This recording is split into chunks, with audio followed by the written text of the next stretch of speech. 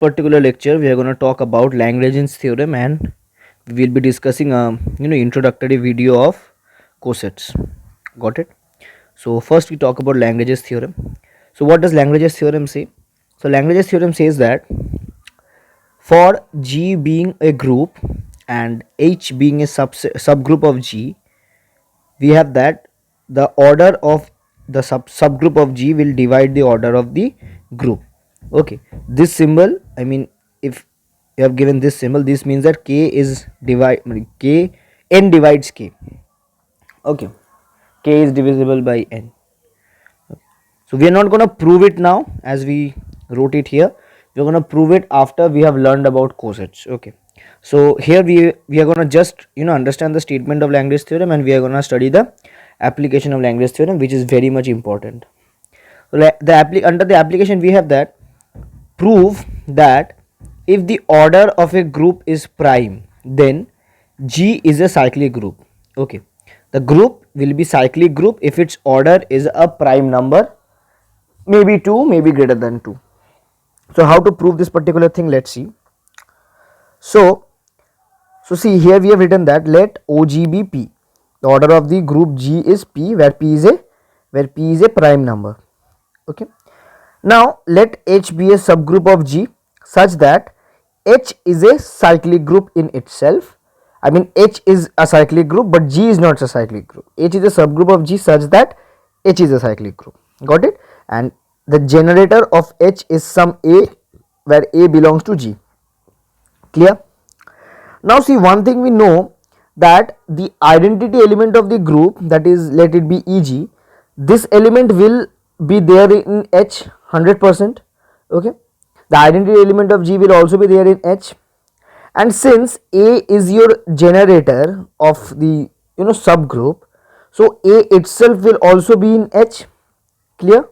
Since A is the generator of H, that means ki the identity element of the group and the generator, they belong to H.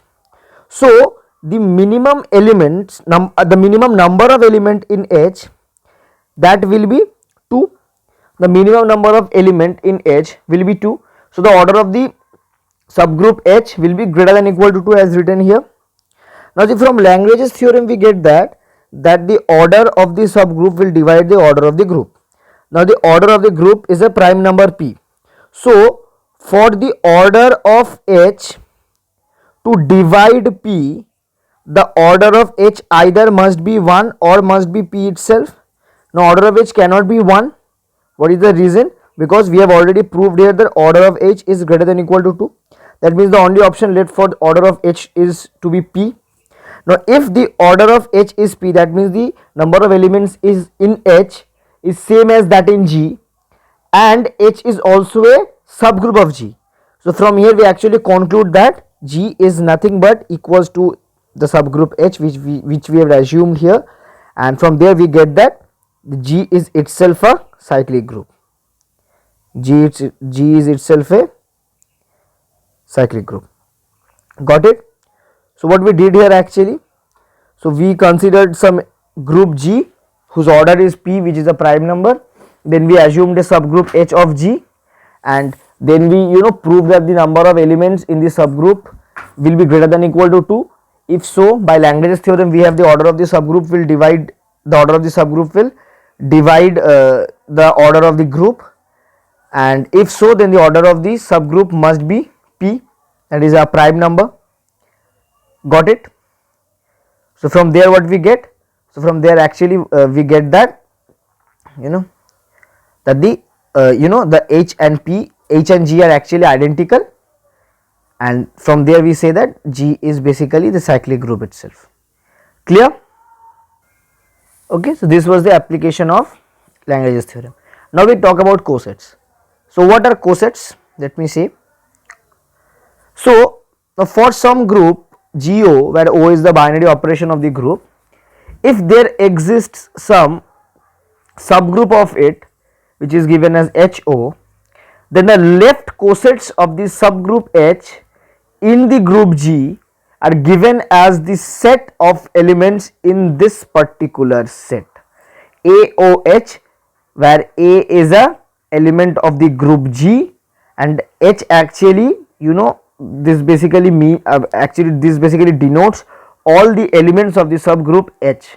So this set actually contains these elements: AOH, A composed H or A composition H, where H belongs to capital H group and A belongs to the group G. Got it? This is what your coset means. Now we have some examples here. So suppose GO, this particular group, be Z plus group, and HO be the 2Z plus group. So HO actually means the group of all even integers, clear? And G is the group of all integers. So from here we can clearly find that H is a subset of G and HO is a subgroup of GO. Now what will be the left cosets of of H in G? Now see, if we take 0 as the element of G, then 0 plus H, because plus is the binary composition here. So 0 plus H will give you these elements, which actually equals H. 1 plus H will give you these elements, that is all the odd integers. 2 plus H will give you again all the even integers itself, because minus 2 plus 2 is 0, minus 4 plus 2 is 2, and so basically since there are an infinity of elements, so basically the shift basically it is not dependent upon what we are adding. Okay, so the number of elements are in no way affected by the number with which we are adding the number elements in the particular set H. So actually the set remains identical with 0 plus H, or we may say H. So 2 plus H is identical with H. Similarly 3 plus H will be identical with 1 plus H, and we will be getting the set of all odd integers. Okay, and so on. So basically these are the cosets of H in G. This is the example. Now from here we also concluded one more thing, that one coset has many representatives. How? See, the coset 3 plus H, then we have 5 plus H, then we have 7 plus H. So any 2n minus 1 plus H, these cosets actually are represented by the coset 1 plus H. Okay, all these cosets will be represented by the set 1 plus H. Similarly, all 2n plus H cosets will be represented by the coset H. Okay, so one coset actually has many representatives. So actually this means that 1 plus H is represented by these all cosets. Clear? We can understand it in the reverse order also, that all these cosets are represented by this single coset. It does not matter. All the cosets 3 plus H, 5 plus H, 7 plus H, these all cosets are represented singularly by the coset 1 plus H, and the vice versa is also true. So one coset is having many representatives. Clear? Okay. So basically from here we get one more property of cosets, which actually tell that any coset you take, okay, any AOH coset you take, suppose you have two cosets, so let them be AIOH and you have AJOH. These are the two cosets you have. So these two cosets will either be mutually disjoint or they will be equal. Okay, so any number of cosets are either identical or mutually disjoint, and thus they form a partition of G. Basically we have studied partition when we were studying equivalence classes. I guess I have not brought a video on equivalence classes. I will try to bring as fast as I can. So basically what are equivalence classes? I am just giving you a brief explanation. So let me go to the last. So let me do it here. So equivalence classes was that suppose you have an equivalence relation. Suppose you have A and B. These are the two elements to some say some set G, and you find that the A and B are, okay, let me decrease the size of the pen a bit, are equivalently related. Okay, are equivalently related. That is that they have a relation in between them. They have a relation given as A R B. Now this relation is symmetric, reflexive and transitive. This thing you have already studied in your plus 2 level. Okay, so this is an equivalence relation. Now if we take an element from a particular set and we form a set of those particular elements which actually form an equivalence relation with A. This R is an equivalence relation. So the set of all elements which form an equivalence or which have an equivalence relation with A, that particular set forms the equivalent class of A. Got it? So these equivalent classes are also either mutually disjoint or they are identical, and from there they form a partition of this set. Partition of this set actually means that if you have a number of subsets, for example S1, S2 and so on, these are the number of, suppose we have Sn, n number of subsets, in such a way that the union of all these subsets make up the set we actually had, make up the set whose subsets these are actually. So suppose if these were the subsets of this set H, then their union will give you S itself. This portion is clear, and if this is satisfied only if each of these each of these subsets here are mutually disjoint. Okay, are mutually disjoint. So you can understand this particular concept from here itself. See the first example we were studying. Okay, let us see this particular example itself. See, if you do H union 1 plus H, you will get G itself. See here you have all the odd integers, here you have all the even integers including 0. So their union will give you the set of all integers which is actually equal to G. Clear? Understood? So this was the thing. Okay, so they form a partition of G. Now we are understanding that we have one more thing here, that all cosets have the same size. So order of all the cosets will have the same order as that of the subset whose cosets we are actually calculating. So suppose we have some some group G and H is a subgroup of G, and suppose GH is basically all the left cosets. These are called the left cosets. Okay, not simply cosets, these are called the left cosets. We have one more type of coset which is called the right coset, where if G belongs to the group, so HG is will be known as the right coset. Okay, where we studied the definition of coset. Okay, here we have given AOH. If it was HOA, then this particular set would have formed the right cosets of H in G. Clear? Okay, so here what we have basically, that order of all the left cosets of H is same as that of the H of the subgroup H itself. Okay, so basically to prove this particular thing we need to go through a very important proof, where what we need to show is that this particular function that has a domain in H and a range in GH, that is a domain in the subgroup and a range in the left cosets of the subgroup, this particular function will be a bijective function. If we can show this, then from automatically here we can prove that the order of GH and the order of H is same. Clear? Now how is it possible? So basically, see, I am giving you the reason why is this possible. See, we know that if we have a injective function, then what happens that every element of H will have one particular mapping in the codomain. Okay, or every element of the domain will have one and only one mapping in the codomain. Okay, we used to do this 1 2, here let us have 2 3 4.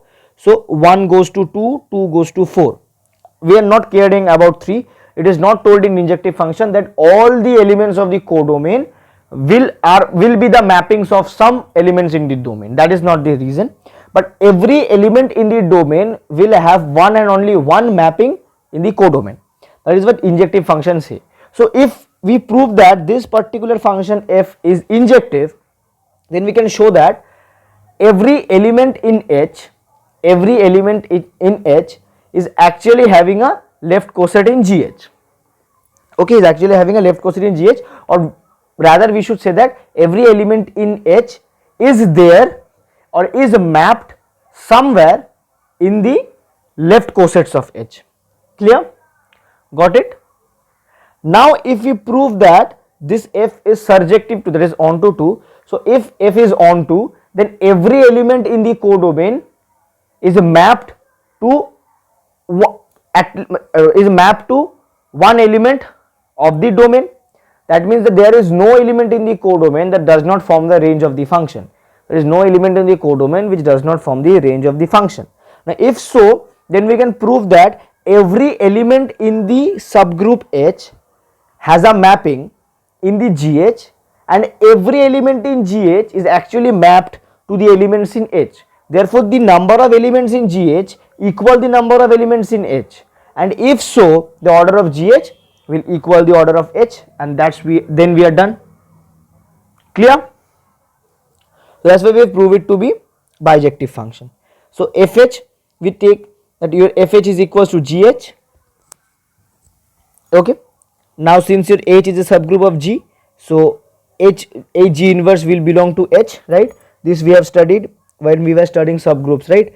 That if you have a subgroup, then you have an element of that particular subset H composed with the inverse of some element of that particular group whose subgroup we are actually studying with. So the composition of those two elements will belong to the subgroup itself. Okay, here H belongs to capital H and G belongs to G. Got it? Clear? So from here we can say that fh is equals to f of hg inverse, because there is some element h in this particular subgroup H such that h equals hg inverse. If so, then from here we do this particular thing.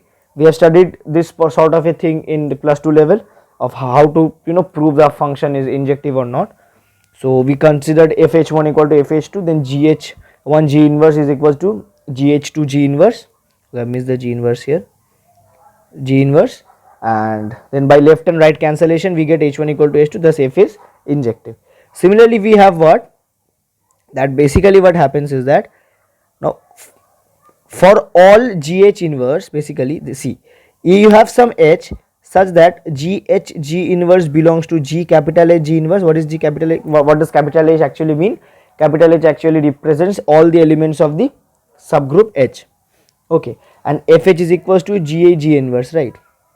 So what happens is that there is some H, there is some H, or such that what I mean here is that, see, there exists some H in capital H such that this function exists.